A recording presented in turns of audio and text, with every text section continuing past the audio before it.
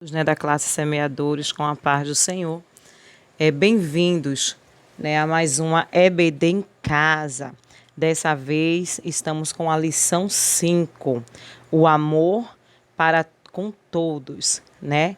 Desde já assim, saudade de todos das nossas aulas presenciais, mas em breve estaremos juntos em nome de Jesus. Então eu te convido, né, a assistir essa aula, tirar um tempinho, né, assistir essa aula para que possamos aprender mais da palavra do Senhor, né, e também interage lá no grupo da Rede de Mulheres, da Rede dos Homens. Todos da classe Semeadores estão sendo convidados a interagir, a responder a perguntinha. Então, como eu já falei, né, dessa vez estamos com a lição 5, amor para com todos. Nós vamos aprender nesta lição o amor, a lidar com o amor, colocar em prática o amor de Cristo, né, no nosso testemunho cristão, no nosso dia a dia. Então, nós vamos aprender, né, a botar em prática o amor de Cristo para com o nosso próximo, né? Isso, como cristão, nós devemos amar, né? Existe um hino que diz assim: o amor é tudo, feliz é quem ama. O amor é mais, também é paz. O amor é chama, o amor é vida. Então, o amor é tudo. Então, vamos aprender da parte do Senhor a colocar em prática o amor. O texto básico está lá em Romanos 12, do 14 ao 16. Depois você dá uma lida lá com calma para entender o que Deus ele quer falar aos nossos corações. Não é isso? E também o texto devocional está lá em Filipenses 2, de 5 a 10. E o nosso versículo-chave, né, desta lição está lá em Romanos 12, 14, né, que fala: abençoai os que vos perseguem, abençoai e não amaldiçoeis, né, que o Senhor ele nos ensina a abençoar e não amaldiçoar. Sabemos que a nossa língua é um pedacinho de carne que tanto serve para abençoar como também amaldiçoar, né? E mais comum amaldiçoar aqueles que nos perseguem, né? Mas em nome de Jesus nós vamos abençoar aquele que nos perseguem. Nós vamos abençoar aqueles que chegam a nos tratar mal, chegam a nos incomodar. Nós não vamos amaldiçoar, nós vamos abençoar aqueles que nos perseguem, né? O alvo da lição é que vocês continuarão a ser desafiados a viver uma vida cristã autêntica diante dos outros crentes e dos não crentes. Então, nós estamos sendo desafiados a ter uma vida cristã autêntica, tanto diante dos crentes, como também os que não são crentes, né? Muitas vezes é fácil nós lidarmos, nós nos comportarmos, né, diante das pessoas crentes. Mas aí que está, né? Nós temos que ter uma vida cristã diante de Deus, principalmente para aquelas pessoas que não são crentes, aquelas pessoas que não conhecem Jesus. Porque através do nosso testemunho, né, isso é que nós vamos alcançar aquelas vidas para Jesus. Diante do nosso testemunho é que nós vamos, como crentes, eles vão ver Cristo em nossa vida. Então vão ver a nossa maneira de agir, nossa maneira de falar, de se expressar e de tratar essas pessoas. Aí que está o diferencial, né? Tratando, se preocupando com o nosso próximo, então eles vão ver Cristo em nossa vida. Então, vendo Cristo em nossa vida é um meio autêntico de eu me comportar diante das pessoas crentes e principalmente que não são crentes. Vai saber também a conhecer a força que existe na moderação. Há uma força enorme na moderação em tudo, né? Então nós vamos conhecer essa força na moderação. Nós vamos sentir e importar-se, né, genuinamente com as pessoas, amigas ou não. Nós, como cristãos, nós devemos nos importar, nos preocupar, sim, as pessoas, elas sendo amigas ou não, sendo próximas ou não. A minha preocupação genuína tem que ser com todos, independente que seja próximo a mim ou não, que seja amigo ou não. Tá entendendo? E nós vamos agir, demonstrar amor sincero e fraternal com todos. O amor de Cristo, né, é um amor que não tem divisão. E se ele nos ensina a amar como ele amou, né, isso não tem que ter divisão. É amar a quem seja, independente de raça, de cor, de condições, né, isso? Se é crente ou se não é, de religiões. Não, eu tenho que amar independente, né? Do amor fraternal, o amor de Cristo a todos. Então, o apóstolo Paulo, ele vem descrevendo com muita coerência, né, a ética do comportamento cristão. O que é ética? É ter um bom comportamento cristão. Não é isso? A lição anterior, né, que o nosso professor Diácono Edilson aplicou a vocês na classe Semeadores, né, enfatiza o amor no seio da comunidade cristã. É um amor no seio, um amor na comunidade cristã. O amor é grande, princípio normativo dessa ação. Na comunidade do povo de Deus, cada crente é chamado para efetivar o amor ao próximo. Então, Deus ele nos chamou para efetivar o amor com o nosso próximo. Né? Isso, e de que maneira nós devemos demonstrar esse amor, né? E aqui fala: abençoai os que vos perseguem. É aquele mesmo que está te perseguindo, aquele que está, né, muitas vezes nos incomodando. Nós devemos abençoar. Usa a tua boca de Deus, seja usado pelo poder de Deus para abençoar essas vidas e fazermos a diferença, porque nós somos cristãos e devemos agir como Cristo agiu. Lá em Romanos 12:14, né, em Cristo encontrai o possível no impossível. Né? Aquilo que você vê que é impossível em Cristo se torna possível. Né? Lá em Filipenses fala que podemos todas as coisas naquele que nos fortalece.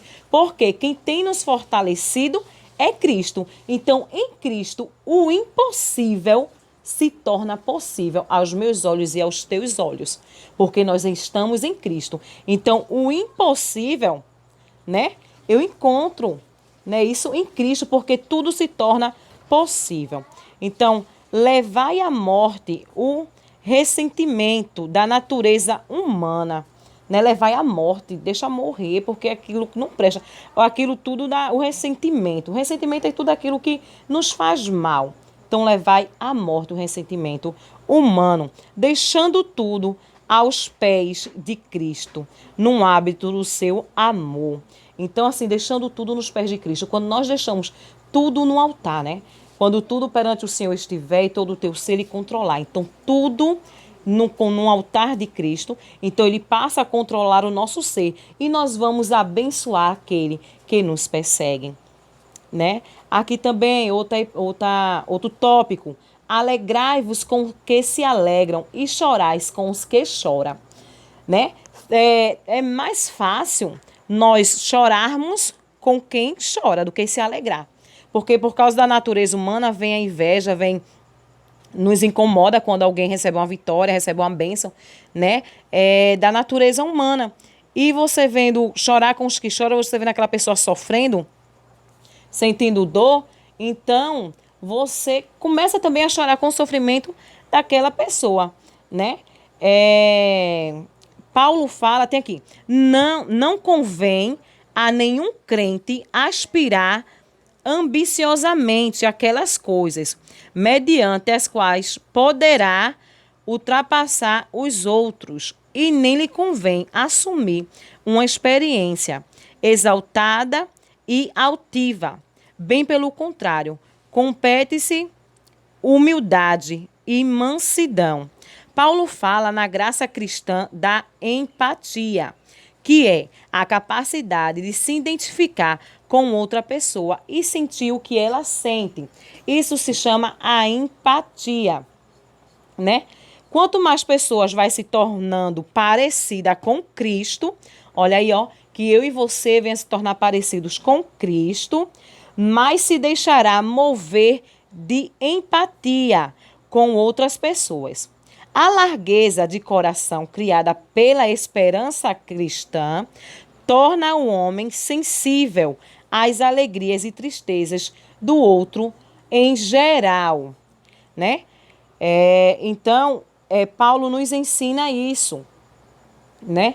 Que cada vez mais nós formos nos aprofundando de Cristo, então nós vamos se achegando e conhecendo, tendo mais dele, né? Outro tópico, tende o mesmo sentimento uns para com os outros, lá em Romanos 12:16, tá? Então, que nós possamos ter os mesmos sentimentos uns para com os outros. A unidade é o compartilhar incondicional de nossa vida com os outros membros do corpo de Cristo. Outro tópico, né? Condescendei com o que é humilde. Condescendei com o que é humilde. A humildade é a base de toda a virtude. Olha aí, ó. E aquele que desce mais é quem edifica com maior segurança. A humildade é a base de toda virtude. Se você é humilde, humilde não quer dizer humilde de roupa, de outras coisas não materiais, não. Se você é humilde de coração, é a base de toda a virtude. Glória a Deus. Aquele que desce mais é quem edifica com maior segurança. Veja aqui palavras sábias. Aquele que desce mais é aquele que edifica com mais segurança. Então, se você é humilde de coração, se você tem a humildade de Cristo, você tem virtude. E virtude é coisas boas. É coisas boas da parte do Senhor, né? Cada crente deve se identificar-se com os demais. Não pode haver distensão que promova a divisão do corpo de Cristo. É bom lembrar que os romanos, para ser primeiramente, foi endereçada a essa carta. Tinha escravos, tá? Então, assim, fala sobre os escravos lá também, Romanos 12:16. Você vai entender essa passagem com condescendei com os que é humilde. Então, se você tem humildade de Cristo, você tem virtude. Não sejais sábios os vossos próprios olhos, ainda lá em Romanos 12, tá? Lembrando que nós estamos nesse capítulo de Romanos 12. Então, não sejais sábios aos vossos próprios olhos. A coisa trivial, a tarefa comum, fornecerá tudo quanto devemos pedir, ocasião para negarmos a nós mesmos um caminho que nos leve cada dia mais perto de Deus. Quando fala aqui em negar-se a nós mesmos é difícil, né? Mas nós precisamos negarmos a nós mesmos para chegar mais perto de Deus, não é isso? É como se diz, né? Não vivo mais eu, mas Cristo vive em mim. Então, se eu negar a mim mesmo, eu vou chegar mais perto de Deus. Eu vou chegar mais perto do amor de Cristo, né? Mais perto de Cristo. Então, eu tenho que negar a mim mesmo. O apóstolo Paulo, ele orienta que o amor cristão elimine o orgulho, né? O amor cristão elimine o orgulho e a presunção. O nosso modelo é o Senhor Jesus, que se humilhou antes que fosse exaltado. Tá lá em Filipenses 2:2, tá? O próprio Jesus foi quem disse: aprendei de mim, porque eu sou manso e humilde de coração. O próprio Jesus, ele diz isso. Aprendei de mim, o Senhor, porque eu sou manso e humilde de coração. Nessa mansidão, não é você ser calmo demais, não. É a mansidão de Cristo, saber resolver as coisas na hora certa. E humilde, a humildade tem que vir do coração. Né? Isso como o Senhor, ele nos ensina. Né? Isso Então, aqui vamos à conclusão desta aula maravilhosa, aprendendo sobre o amor de Cristo. Admoestações, a unidade, humildade e compreensão compassiva e advertência contra o orgulho não estão fora do propósito.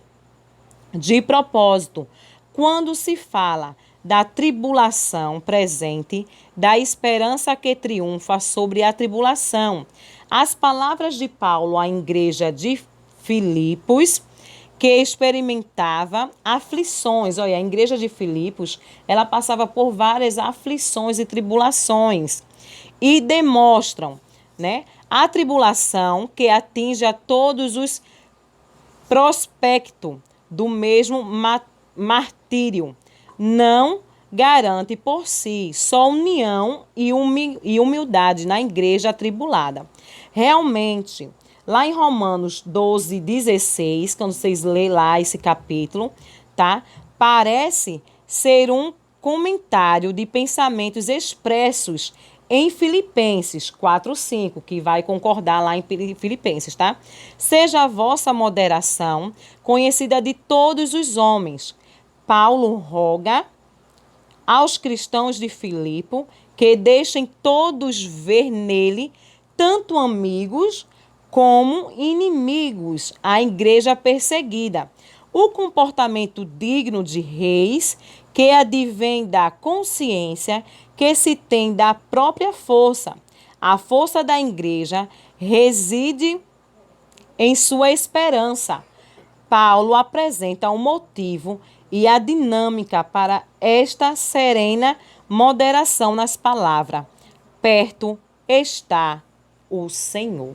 Então, Paulo, ele diz nessas palavras, ele resume, na verdade, ele resume nessas palavras, perto está o Senhor. A igreja de Filipe passava por grandes perseguições e tribulações, né? Você vai ver lá em Romanos 12, o capítulo todo e o 16, 17. Então, assim, passava. E Paulo, momento algum, ele abriu a sua boca para amaldiçoar o povo, não. Ele abriu a sua boca para abençoar aquele povo. Foi fácil? Não foi fácil, mas ele fez a diferença diante daquele povo. Ele era crente, então nós devemos fazer a diferença perante os que são crentes, o povo de Deus e também os que não são crentes. Que o Senhor possa continuar abençoando a cada um aluno em nome de Jesus, né? Então, a perguntinha, né, para vocês, né, de que maneira eu posso, né, fazer a diferença entre os crentes e os que não são crentes? Qual é a minha atitude que eu devo tomar e que eu devo fazer perante o crente e o não crente? Então, responde lá, interage em nome de Jesus. Qual é a minha e a sua atitude que devemos tomar para fazer a diferença perante o povo de Deus e o povo do mundo? Que o Senhor possa continuar abençoando cada um e aguardo todos vocês. Saudade de todos. Que Deus abençoe. Amém?